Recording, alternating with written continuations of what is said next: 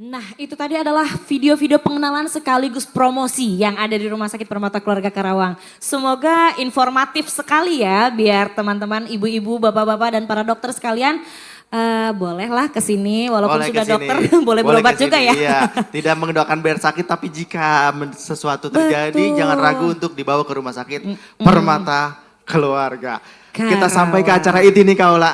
Iya, betul sekali. Acara intinya adalah di mana kita akan mendengarkan paparan materi dari para narasumber yang sangat luar biasa.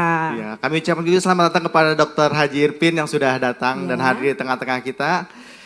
Dan dari perwakilan dari Asklin, selamat datang juga. Dan tidak lupa kami mengingatkan untuk mengisi absen, baik itu secara online maupun offline, yang sudah Betul disediakan oleh sekali. panitia. Iya, pastikan bahwa teman-teman sudah secara online ini juga sudah tidak ada terputus-putus lagi ya, karena ini kita sudah akan memasuki materi ya. Materi yang pertama akan dipaparkan oleh narasumber kita ialah Dr. Neng Sukmayanti MM ya.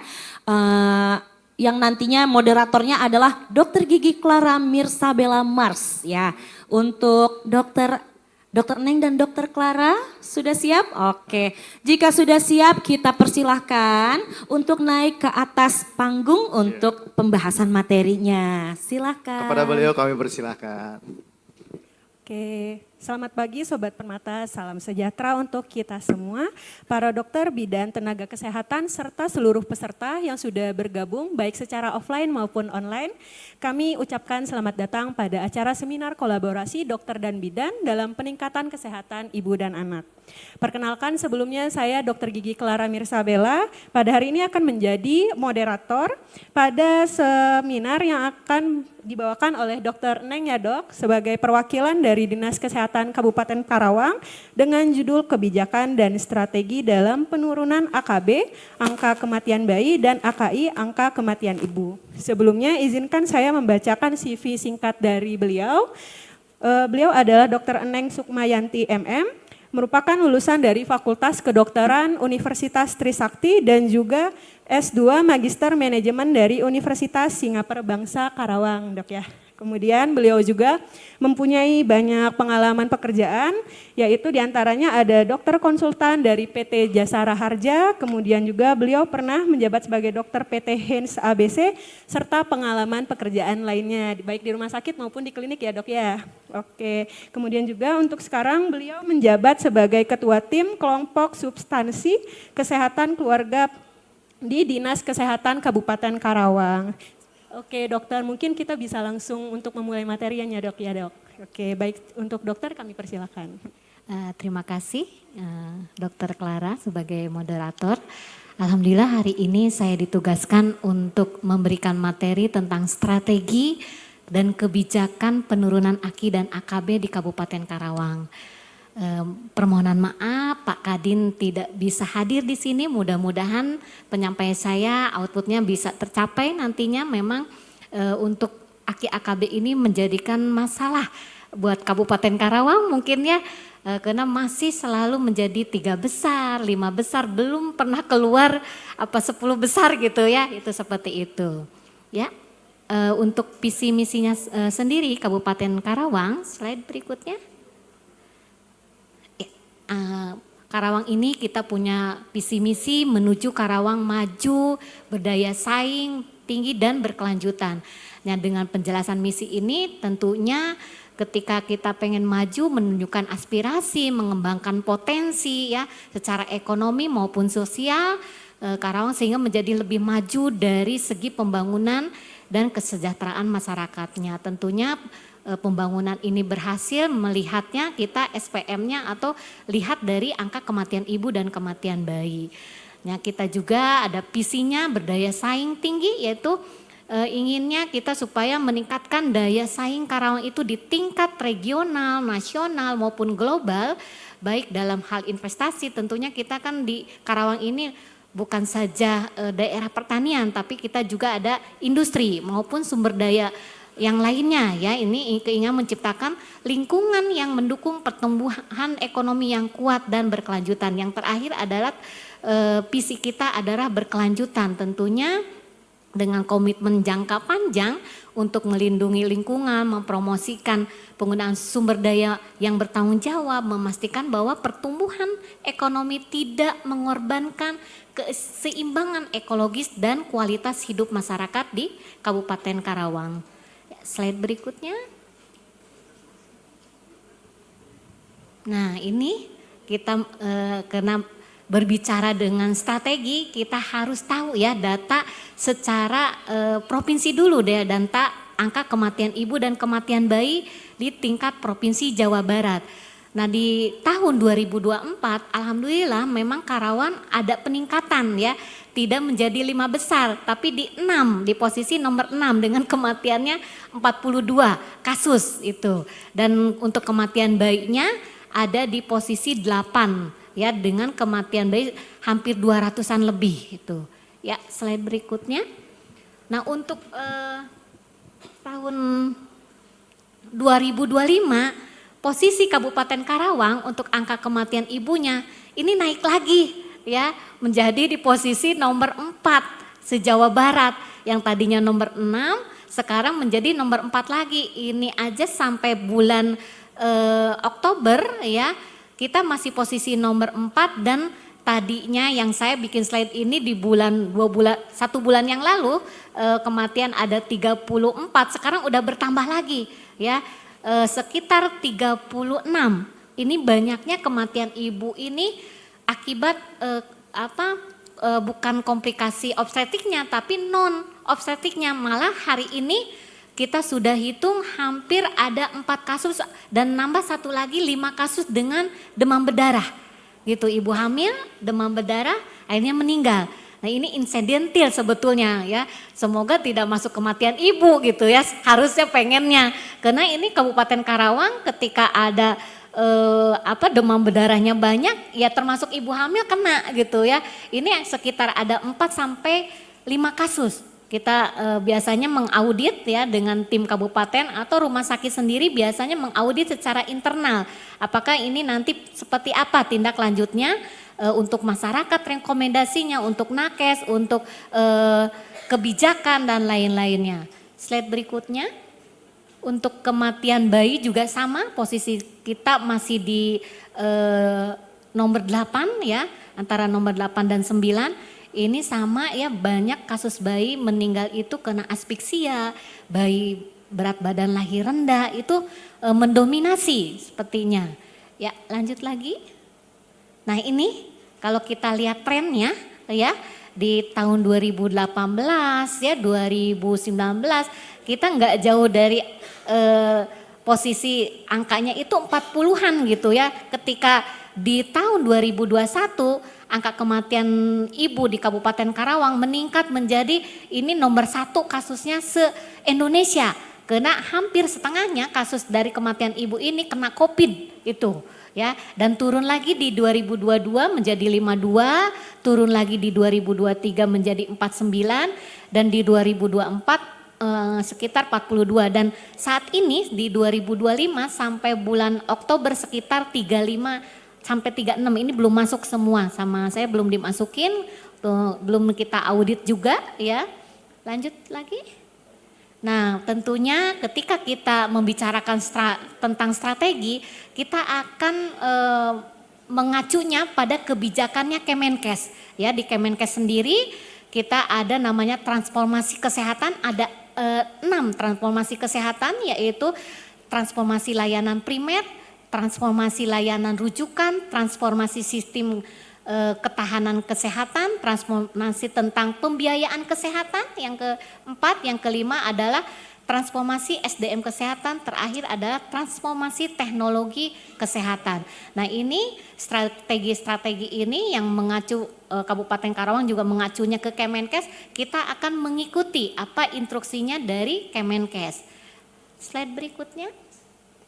Nah, di Permenkes juga strategi untuk penurunan AKI AKB ini ada di Permenkes nomor 21 tahun 2021, yaitu tentang penyelenggaraan pelayanan kesehatan masa sebelum hamil, persalinan dan masa sesudah melahirkan, pelayanan kontrasepsi dan pelayanan kesehatan seksual. Sebetulnya ini di Permenkes ini lumayan lengkap ya, tapi biasanya kita kadang-kadang pengennya langsung dijelasin ya, literasi kita kurang gitu ya. Nah di sini dibahas dari pelayanan kesehatan masa sebelum hamil ya, ada namanya screening layak hamil, ada pelayanan kesehatan masa hamil. Di sini pelayanan masa hamil ini adanya namanya ANC terpadu ya. Dan sekarang ANC terpadu ini dokter dilibatkan, bukan hanya ibu bidan saja. Nah dokter ini, dokter umum terutama di FKTP harus melakukan ANC di trimester 1 dan trimester 3. Dan ANC ini diharapkan bukan hanya USG saja, tapi adanya pemeriksaan fisik untuk dokter supaya mendeteksi dini apakah ini pasien ibu hamil ini mempunyai resiko atau tidak. Dan di trimester ketiga ketika dokter memeriksa ANC ini juga dideteksi lagi apakah nanti lahirannya bisa di level 1, apakah harus ke rumah sakit itu. Nah di sini ada juga dengan pelayanan kesehatan persalinan. Perlu kita ketahui kematian ibu banyaknya adalah di masa nifas. Nah ini perlunya adanya pelayanan kesehatan persalinan. Di sini di strateginya kita namanya ada kunjungan ibu nifas ya. Kunjungan ibu nifas ini sampai KF4, KF1, KF2, KF3, KF4. KF4 itu sampai 42 hari. Kalau namanya sudah 42 hari ibu hamil ini tidak ada masalah, tidak ada kematian, itu disebutnya selamat gitu ya. Tapi ternyata ketika nipasnya ada sesuatu, walaupun di hari ke-41 atau ke-40 dia meninggal, itu masuk ke kematian ibu di situ. Nah ini ada namanya pelayanan kesehatan masa sesudah melahirkan, pelayanan kontrasepsi juga ya, pelayanan kesehatan seksual. Slide berikutnya.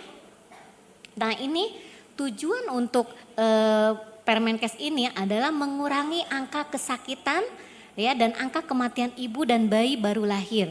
Dengan bagaimana ya menyiapkan remajanya, calon pengantin, pasangan usia subur dan pada masa sebelum hamil ya. Kalau misalnya di kesehatan remaja di program pemerintah itu atau Kemenkes ada namanya pemberian JAT-FE atau screening ya, screening pada remaja putri di sekolah, biasanya di tingkat SMP ya, SMP, SMA itu ada pemberian FE seminggu sekali ya.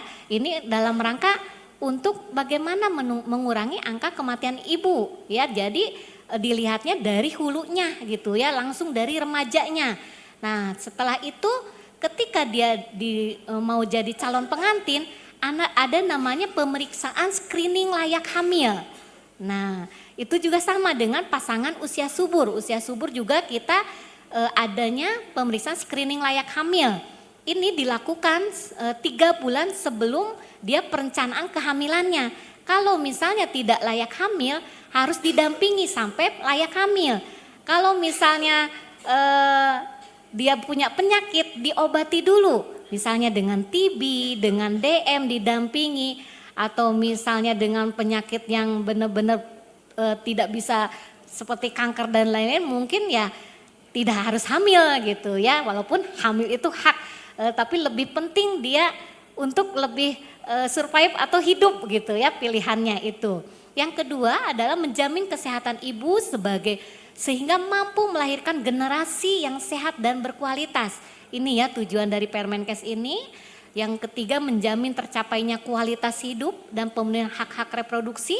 Ya, jadi kalau misalnya kadang ternyata hamil itu kalau misalnya dipaksa juga termasuk kekerasan mungkin ya, atau KB juga sama seperti itu. Jadi harus punya kesadaran sendiri gitu ya. Nggak boleh dipaksakan oleh seseorang atau siapapun gitu ya. Jadi memang supaya benar-benar kualitas hidup si ibu ini baik gitu ya. Itu. Ya ini yang terakhir adalah mempertahankan dan meningkatkan kualitas pelayanan kesehatan ibu dan bayi baru lahir. Jadi nakes-nakes ada panduannya bagaimana caranya supaya pelayanan kita berkualitas gitu, seperti itu. Ya, slide berikutnya. Nah ini ya strateginya, ini strateginya sebetulnya sudah baik. Cuman apakah sudah diterapkan di Kabupaten Karawang atau tidak ya? Jadi menurut saya ini penting sekali untuk mensosialisasikan, mengkolaborasikan program dengan yang ada di misalnya swasta, bidan-bidan swasta, dokter swasta, apapun pemerintah, ini kolaborasi. Bagaimana caranya program ini menurunkan AKI AKB. Di sini strateginya ada dari tingkat masyarakat ya, tingkat masyarakat, di FKTP, ada yang di tingkat FKTL. Ketika di masyarakat apa sih yang harus kita lakukan? Yang pertama adanya gerakan masyarakat sayang ibu hamil ya. Misalnya ya strategi komunikasinya supaya berubahnya perilaku, ada namanya kelas ibu hamil. Ya, kelas ibu hamil ini harusnya di semua fasilitas kesehatan ini ada. Kalau di kita memang di pemerintahan itu ada anggarannya, tapi tidak semua bisa tercover dengan anggaran. Jadi bisa misalnya klinik swasta, rumah sakit swasta mengadakan kelas ibu hamil ya. Kelas ibu hamil ini kelas yang membahas buku KIA, di situ ada materi-materi bagaimana mengedukasi ibu hamilnya itu. Ya, di situ ada intinya menyebarluaskan informasi ya untuk masyarakat. Yang kedua adanya tadi saya sudah bahas tentang screening layak hamil. Ini sangat penting sekali karena rata-rata di Kabupaten Karawang angka kematian ibu ini ketika kita audit itu banyaknya tidak layak hamil. Hampir 60% ibu di Kabupaten Karawang yang hamil ini tidak layak hamil. Ya, nanti kita bahas kenapa sih tidak layak hamilnya, kriterianya apa sih yang layak hamil dan tidak layak hamil, seperti itu. Nah, di sini juga ketika tadi ada screening layak hamil, ada catin atau pus yang tidak layak hamil, harusnya ada tata laksana ya, karena selama ini misalnya nih kita ada kolaborasi kesehatan dengan DPPKB tentang screening layak hamil atau LCMIL. 3 bulan sebelumnya calon pengantin ini harus diperiksa ya, syarat untuk dia melakukan pernikahan ya 3 bulan. Nah, di lapangan yang ada terjadi ini belum 3 bulan besok mau menikah, dia baru screening layak hamil. Nah, ini yang bikin jadi hambatan, kendala dan lain-lain. Ketika pasangannya ada yang positif HIV, ini bingung nih ya, terapinya belum diterapi, belum terinformasikan, akhirnya rame ya. Itu kami di Puskesmas sering banyak mengalami kasus seperti ini. Ini juga penyelesaiannya sangat rumit akhirnya itu. Nah, ini harusnya untuk screening layak hamil untuk catin ini dilakukan 3 bulan sebelum mau melangsungkan pernikahan ya, supaya penata laksanaan kita lebih leluasa ketika ditemukan ada resiko-resiko yang memang nanti tidak menjadi layak hamilnya itu. Di situ, nah di tingkat FKTP sendiri ada tata laksana ibu hamil dengan komplikasi medis. Ya, di sini di buku KIA itu ada namanya screening preeklamsi ya. Saya hari ini lupa nih nggak bawa buku KIA ya. Harusnya kita contohin ada di buku KIA tentang screening preeklamsi. Nah, screening preeklamsi di buku KIA ini Bapak Ibu ini nggak pernah dilakukan oleh nakes kita ya. Jarang sekali, mungkin ada tapi bisa dihitung jari. Padahal ini sangat penting karena kematian ibu di Kabupaten Karawang masih didominasi dengan kasus rujukan yang dari sistem si jari emas. Kasus rujukannya banyak dengan eklamsi, preeklamsi hampir ribuan ya. Kalau misalnya terdeteksi dari awal kita melakukan screening preeklamsi di usia kehamilan kurang dari 12 minggu, ini bisa terdeteksi dan bisa ditindaklanjuti. Misalnya kalau dia ada resiko preeklamsi, hipertensi, apakah pemberian nanti kita konsul ke dokter atau ke dokter obgyn, pemberian kalsium atau aspilet dan lain-lainnya seperti itu gitu ya. Di sini juga ada ibu hamil dengan komplikasi medis obesitas. Ternyata Kabupaten Karawang bukan hanya ibu hamil yang kurang energi kronis ya, yang kek. Malah sekarang trennya adalah ibu hamil banyak yang obesitas. Ini menjadi PR juga buat Kabupaten Karawang ya. Obesitas mendominasi dibanding yang kek. Ya, kita sampai terjun ke lapangan, ke puskesmas, menggandeng dokter gizi ya, karena banyak ibu hamil yang obesitas itu dan termasuk yang diabetes. Sekarang trennya banyak ibu hamil dengan diabetes ternyata.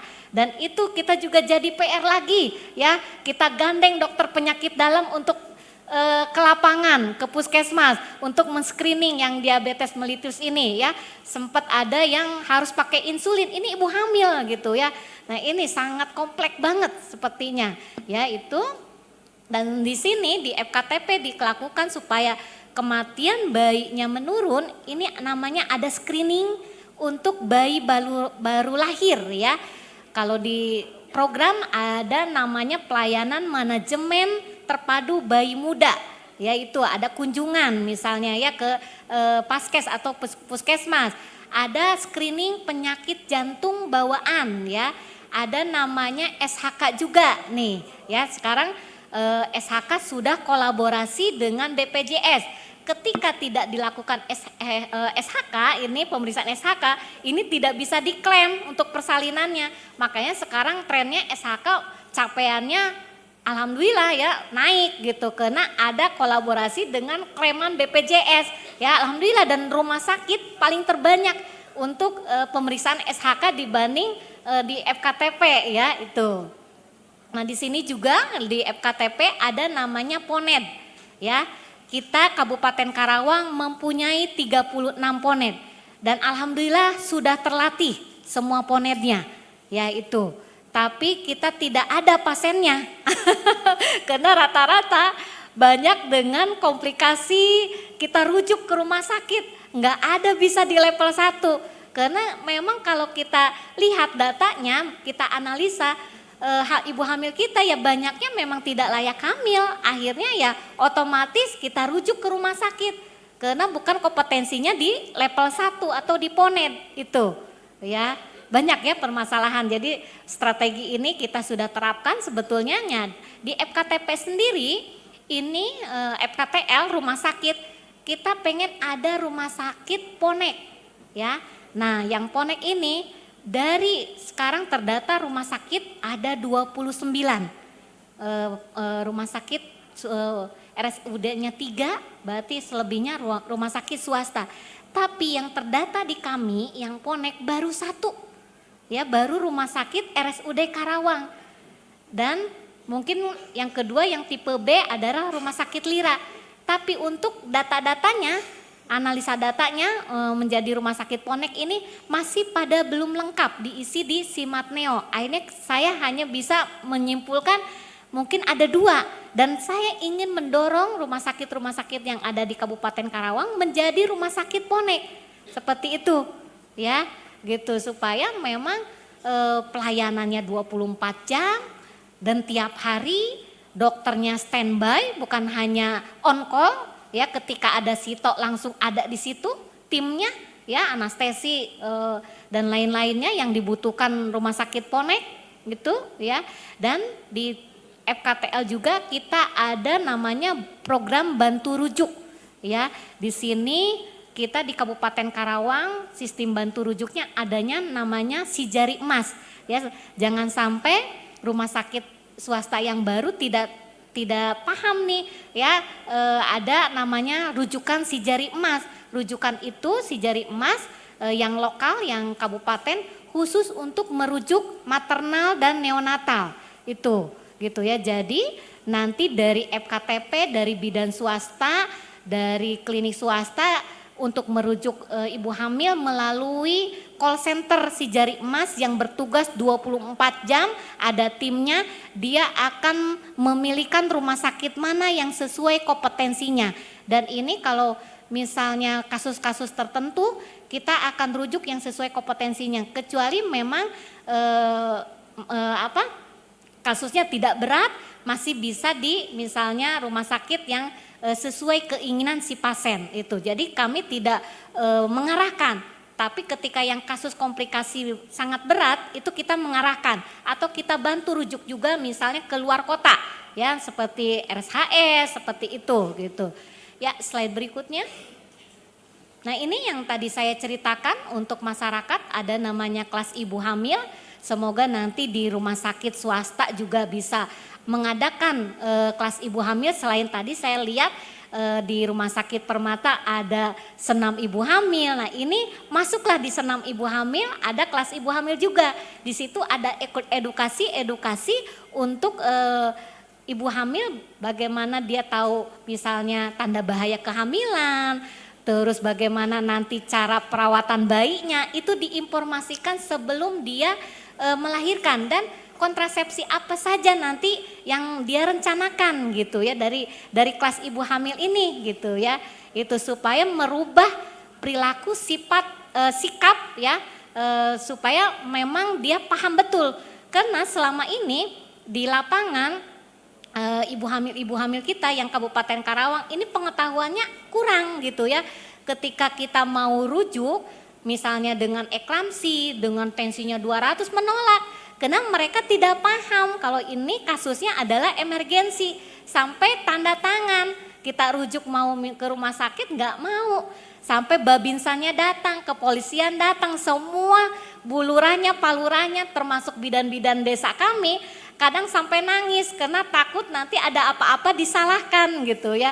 Nah harusnya dengan adanya kelas ibu hamil dilaksanakan di misalnya bidan swasta, klinik swasta, rumah sakit swasta, mungkin akan banyak yang terpapar tentang edukasi ibu hamil ini ya, dilihat di buku KIA seperti itu ya.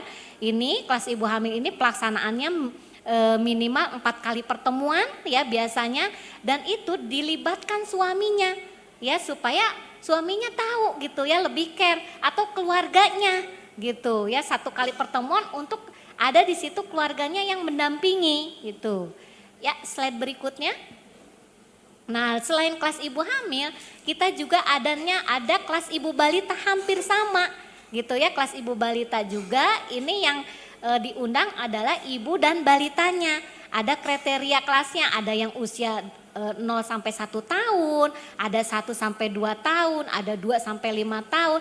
Ini minimal kelasnya itu anggotanya 15 orang, ya nggak boleh terlalu banyak begitu. Jadi semua informasi akan tersampaikan ke ibu balita itu. Ya. Dokter punten untuk waktu materinya di sisa 15 menit lagi. Siap. Ya, slide berikutnya.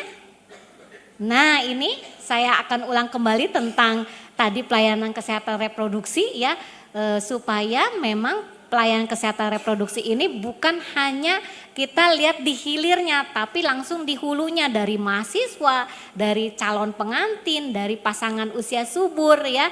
Ini di FKTP. Ketika tadi calon pengantin, pasangan usia subur ingin mempunyai anak, ini direncanakan namanya dengan screening layak hamil. Ketika tidak layak hamil ya didampingi atau suruh ber-KB gitu ya. Apa sih layak hamil ini, tidak layak hamil ini? Banyak kriterianya ya, yang misalnya beresiko terlalu muda, 4T, terlalu muda, terlalu tua, terlalu dekat, terlalu banyak ya, ada masalah kesehatan gitu ya. Nah pasangan usia subur juga sama, ketika pasangan usia subur sudah punya anak 1, pengen punya anak lagi, ini harus dilakukan screening layak hamil ya, supaya benar-benar nanti ketika hamil tidak ada bermasalah gitu. Slide berikutnya. Nah ini ya, sangat pentingnya pelayanan kesehatan masa sebelum hamil, karena kita banyak kematian ibu dengan penyakit ya, dengan non obstetrik. Jadi benar-benar dari masalah gizinya, penyakit menularnya, penyakit tidak menular, kehamilan 4T, sehingga ketika ini teratasi tidak ada lagi kematian ibu, kematian bayi atau stunting gitu ya. Ya lanjut slide berikutnya. Nah ini ya, harus memang kehamilan ini ideal. Ya ketika memang dia harus kolaborasi dengan misalnya dokter spesialis ya, kalau misalnya sudah terdeteksi ada kelainan, ini kan idealnya memang tertangani dan dijaga, dan misalnya lahirnya misalnya ibu dan bayinya selamat gitu.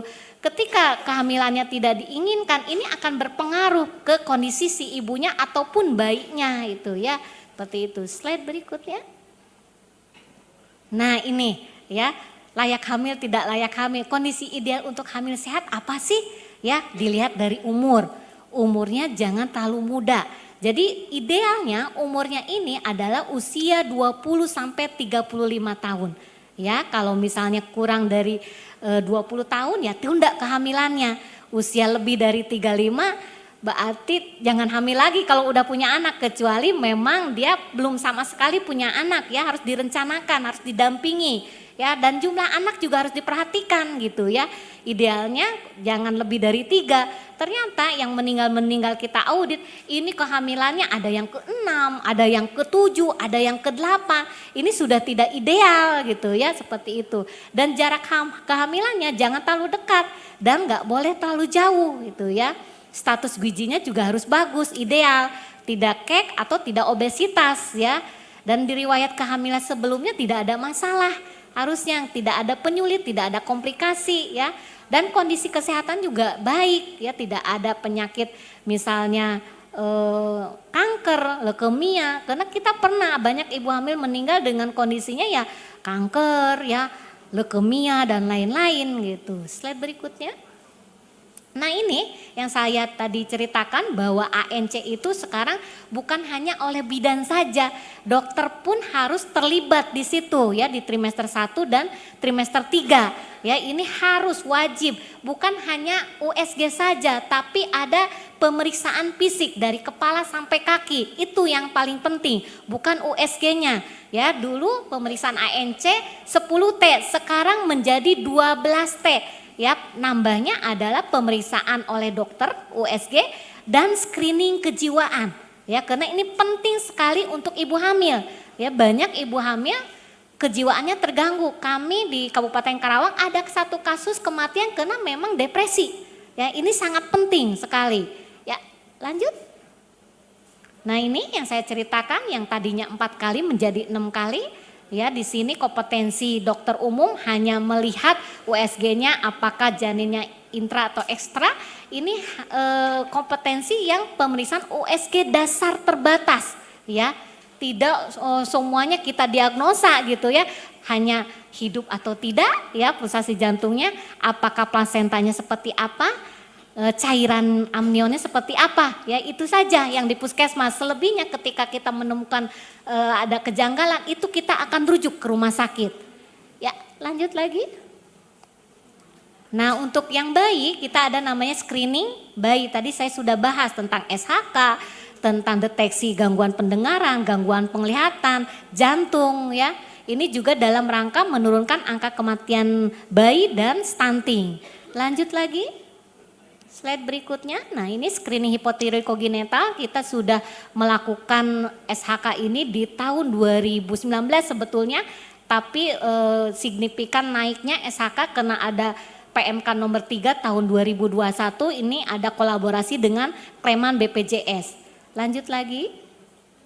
Nah ini untuk persalinan ya, persalinan ini di Permenkes nomor 21 tahun 2021 sekarang tidak 2 tangan lagi, tidak 1 orang lagi, harus tim ya, minimal 4 tangan ya, 4 tangan. Jadi lebih bagus lagi 6 tangan, ada dokter, bidan, perawat. Kalau tidak ada bidan berarti 2 bidannya. Kalau misalnya dokternya tidak ada atau ada perawat, dokter dan bidan itu lebih lengkap lagi. Dan untuk penolong persalinan kita ada levelingnya.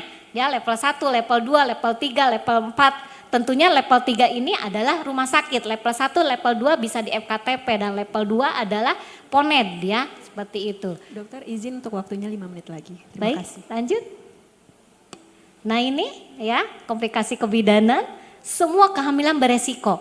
Tapi tidak bisa depresi, tapi bisa dicegah. Kalau kita deteksi dininya baik, ya harus segera ketika ada komplikasi diatasi secepatnya.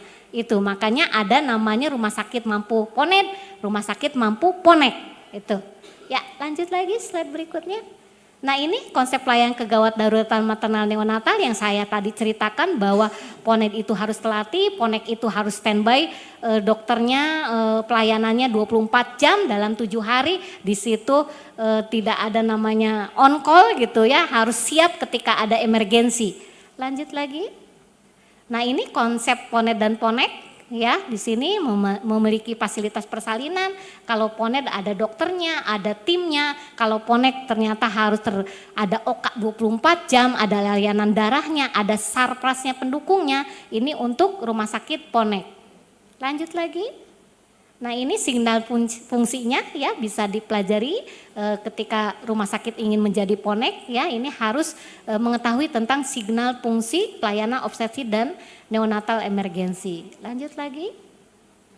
Nah ini yang tadi saya ceritakan bahwa pelayanan di masa NIPAS itu sampai 42 hari ada namanya kunjungan. Apakah kunjungan ini dilakukan atau tidak? Karena kita kematian banyak yang di masa NIPAS. Lanjut lagi. Nah ini untuk kita melakukan ketika ada kematian di kabupaten ataupun di rumah sakit ada namanya audit maternal neonatal. Ya, dan ini harus kita respon ketika hasil auditnya sudah ada. Rekomendasinya apa untuk internal rumah sakit, untuk kebijakan, untuk ke masyarakat seperti apa. Dan ini harus berkesinambungan. Lanjut lagi. Nah ini tadi saya ceritakan tentang si jari emas, sistem bantu rujuknya ini adalah strategi-strategi yang tadi dari Kemenkes kita terapkan di Kabupaten Karawang. Lanjut lagi. Nah ini nomor teleponnya untuk si jari emas, slide berikutnya.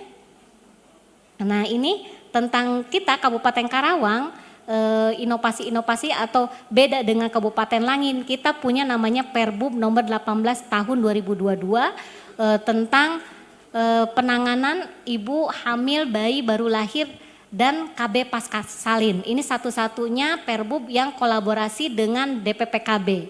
Slide berikutnya. Nah ini lanjut lagi. Nah kita juga ada Gesia. Gesia dicanangkan sudah lumayan lama tahun 2022. Tapi gaungnya belum terdengar begitu luas, tapi saya terus gaungkan. Ini adalah program penyelamatan bagaimana 10 langkah menyelamatkan ibu dan bayi di Kabupaten Karawang. Lanjut lagi. Nah ini 10 langkahnya ya. Slide berikutnya.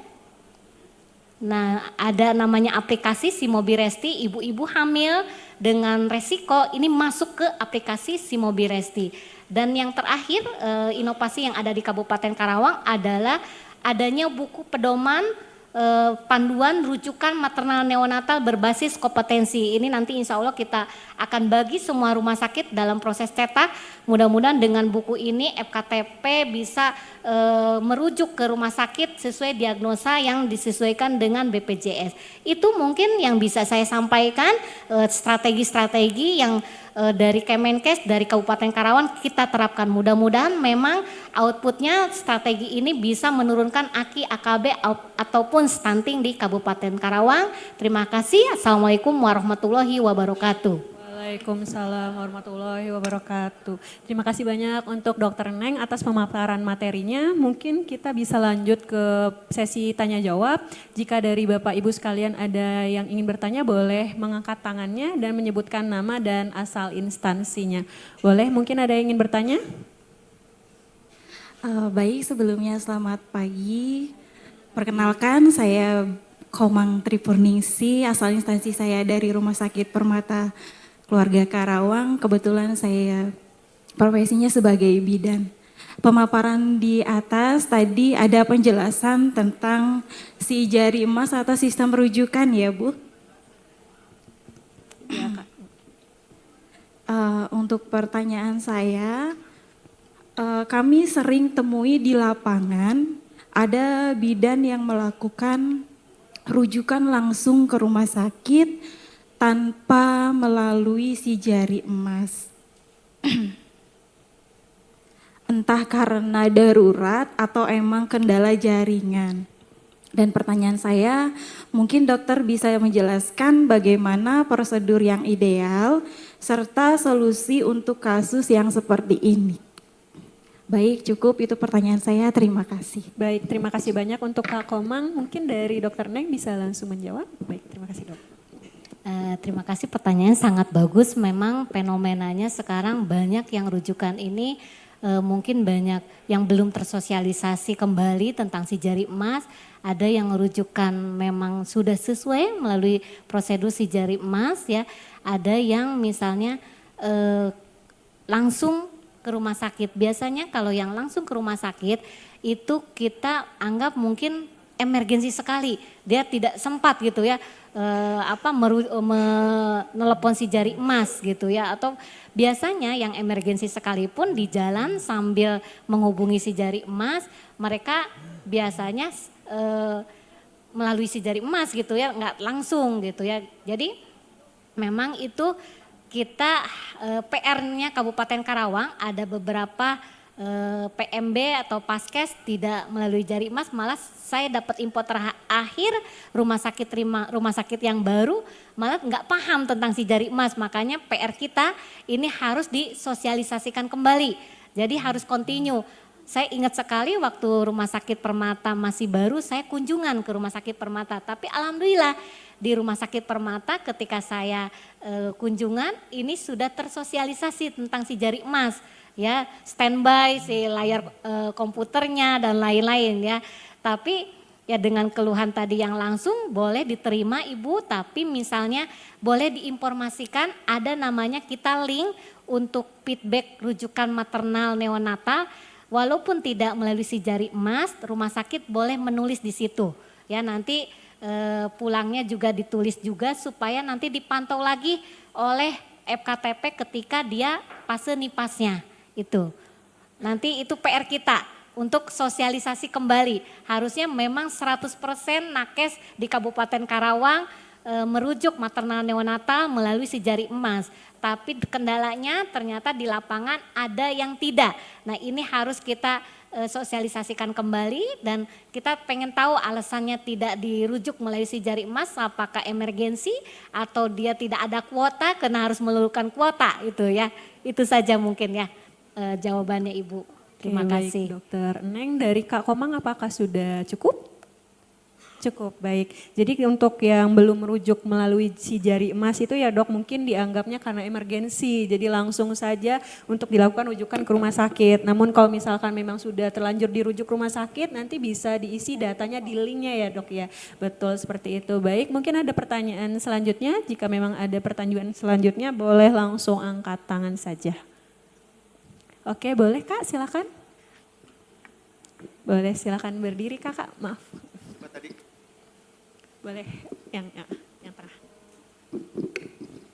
Assalamualaikum warahmatullahi wabarakatuh. Waalaikumsalam warahmatullahi wabarakatuh. Izin Dok, saya ingin bertanya mengenai materi dokter kan mengenai kebijakan dan strategi ya Dok ya. Kemudian mungkin ini nyambung dengan pertanyaan yang tadi Ibu Komang sebelumnya mengenai salah satu kendala strategi pada pelayanan kesehatan ibu dan anak ini. Pertanyaannya, seberapa tinggi tingkat keberhasilan program strategi mengenai penurunan AKI dan AKB ini, baik itu dari program dari Kemenkesnya ataupun dari program Kabupaten Karawang, terutama di wilayah Kabupaten Karawang ini Dok. Terima kasih. Karena strategi ini memang sepertinya gampang ya kalau dibicarakan. Tapi ketika kita aplikasi di lapangan itu kendalanya banyak. Ya, indikator keberhasilan strategi penurunan AKI AKB adalah jumlah AKI AKB-nya. Ketika Kabupaten Karawang AKI AKB-nya masih tinggi, strategi ini walaupun sudah diterapkan tapi belum berhasil. Kategorinya itu. Ya. Jadi memang strategi ini kita sudah laksanakan tapi belum berhasil untuk menurunkan AKI AKB dan itu menjadi PR bersama, bukan hanya Dinas Kesehatan tapi Kabupaten Karawang PR-nya itu. Kalau Kemenkes sendiri keberhasilan strateginya dia secara keseluruhan di Indonesia ini memang di ASEAN masih tinggi, tapi semua kematiannya bisa on the track. Terdata intinya, termasuk Kabupaten Karawang. Tidak diumpetin datanya, memang asli seperti itu. Nah itu mungkin keberhasilannya kita jujur untuk melaporkan angka kematian ibu dan kematian bayi yang strategi ini belum optimal. Itu. Mungkin itu jawabannya Ibu. Atas nama siapa maaf? Ya, maaf atas nama Nabila. Nadila dari mana Kak? Nabila Husna. Oke, Nadila Husna. Ya. Baik, jadi untuk dari Kak Nadila apakah sudah cukup jelas? Ya cukup, Baik. terima kasih dok. Memang untuk penurunan dari angka AKB dan AKI memang PR bersama ya dok ya. Baik dari pemerintah maupun dari fasilitas layanan kesehatan juga serta masyarakat. Masuk umum. masyarakatnya. Termasuk Itu. masyarakat umum gitu ya dok ya. Baik, untuk pertanyaan terakhir mungkin apakah ada yang ingin bertanya lagi? Boleh angkat tangan. Jika memang tidak ada lagi yang ingin bertanya mungkin kita... Boleh. Oh boleh ya, oke. Dibatasi? Enggak. Kita mungkin batasi 3 pertanyaan ya dok ya. Assalamualaikum warahmatullahi wabarakatuh. Waalaikumsalam warahmatullahi wabarakatuh. Dok, perkenalkan saya Lisma, izin bertanya terkait strategi ini dok. Untuk di lapangan sendiri kita seringkali menemukan kondisi-kondisi yang emang sangat bertentangan dengan strategi ini ya kan. Salah satu strateginya kan terkait screening sebelum menikah, terus screening saat hamil. Sementara di lapangan kadang kita menemukan kasus-kasus yang pasien datang udah mau bersalin tanpa diketahui hamil terlebih dahulu. Nah, untuk mengatasi kasus-kasus seperti ini apa strateginya itu dok? Terima kasih. Wassalamualaikum Terima kasih warahmatullahi Kak Lisma. Ya, terima kasih pertanyaannya sangat bagus, bagus sekali ya. Memang screening layak hamil ini untuk catin, untuk pasangan usia subur baru kita gaungkan lagi ya dengan cara mereka yang pasangan usia subur dia kalau dia datang ke puskesmas dia ngisi link atau barcode itu akan terscreening sendiri apakah dia layak hamil atau tidak. Nah di lapangan berapa persen mungkin karena kendala misalnya dia tidak paham. Memang tadi kan kematian ibu dan bayi ini bukan hanya nakes ya, terutama adalah masyarakatnya. Masyarakat Kabupaten Karawang harus terus terinformasikan terus menerus gitu ya, sehingga nyampe program itu ke masyarakat. Nah saat ini ada yang kasus seperti itu ketika pas hamil dia sudah diketahui ternyata dideteksi ada resiko, itu kita namanya ada grup ibu hamil beresiko ya dengan komplikasi, terus di puskesmas atau nakes itu memantau sampai dia lahiran sampai nipas. Tapi ketika pas hari H-nya dia baru ketahuan, kita sebisa mungkin kalau tahu beresiko dan bukan di level kita untuk penanganannya dirujuk. Jadi ibu bidan PMB level 1 ya tidak boleh menangani tidak sesuai kewenangannya. Itu strateginya ketika ada ternyata ini bukan kompetensi kita, tidak layak melahirkan di kita, dirujuk. Ya, dirujuk ke rumah sakit. Makanya angka rujukan tinggi di Kabupaten Karawang untuk rumah sakit, untuk penanganan di rumah sakit dan kematian juga semua ada di rumah sakit karena memang ibu hamil di kita rata-rata adalah tidak layak hamil. Jadi saya tidak bisa menyalahkan juga gitu. Kenapa di rumah sakit Kabupaten Karawang tinggi banget angka SC-nya? Itu karena memang tidak layak hamil. Harus bagaimana lagi? Nah ini harus kita PR bersama bagaimana supaya masyarakat kita paham tentang screening layak hamilnya, bagaimana ibu hamil yang sehat. Itu mohon semuanya bisa mengedukasi masyarakat di Kabupaten Karawang. Itu mungkin strategi yang paling murah dan meriah. Tuh, terima kasih. Assalamualaikum warahmatullahi wabarakatuh. Terima kasih Dokter Neng. Untuk dari Kak Lisma apakah sudah cukup? Oke baik, memang kita tuh perlu edukasi ya dok ya untuk lini pertama kepada masyarakat untuk mencegah adanya AKI dan AKB juga ya dok ya. Baik, untuk pertanyaan mungkin sudah kita cukupkan. Jika memang dari para peserta nanti akan ada pertanyaan yang belum bisa terjawab mungkin bisa kita jawab di belakang ya dok ya. Baik, untuk dari materi tadi kita belajar kalau untuk penurunan AKB dan AKI memerlukan strategi terpadu mulai dari peningkatan mutu layanan maternal dan neonatal, penguatan sistem rujukan, kesiapsiagaan tenaga kesehatan hingga dukungan kebijakan lintas sektoral dan edukasi masyarakat. Dengan kolaborasi antara tenaga kesehatan, pemerintah dan masyarakat, target penurunan angka kematian ibu dan bayi ini bukan lagi hal yang mustahil untuk dicapai. Terima kasih kepada Dr. Eneng untuk pemaparan materi yang sangat informatif. Semoga ilmu ini akan bermanfaat untuk kita semua. Baik, kita cukupkan. Terima kasih. Assalamualaikum warahmatullahi wabarakatuh. Selamat pagi. Waalaikumsalam. Waalaikumsalam warahmatullahi wabarakatuh. Tepuk tangan yang meriah untuk narasumber serta moderatornya, Bapak Ibu. Terima kasih kepada Dokter Eneng serta Dokter Clara. Untuk selanjutnya kami meminta kesediaannya Dokter Nancy selaku direktur untuk menyerahkan plakat kepada narasumber kita. Sekali lagi kami ucapkan terima kasih atas kesediaannya Dokter Eneng untuk memberikan waktunya sebagai narasumber.